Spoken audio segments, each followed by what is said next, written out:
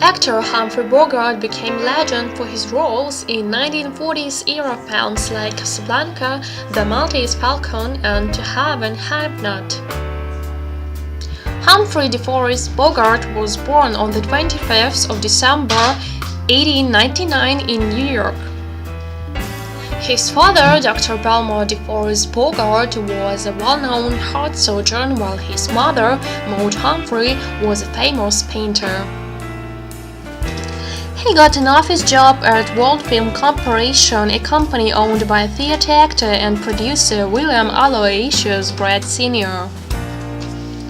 Then, in 1921, he made his stage debut in her production, Drifting, playing a Japanese butler and uttering nervously his one-line dialogue, "Drinks for my lady and for her most honored guests." Humphrey Bogart married actress Helen Menken on the 20th of May 1926 after 4 years of courtship. However, the marriage did not last long and they divorced on the 18th of November 1927. Next, on the 3rd of April 1928, Bogart married actress Mary Phillips. Finally, they divorced in 1938 but remained on good terms. Bogart next married actress Mayo Methot on the 21st of August 1938. Ultimately, they divorced in 1945.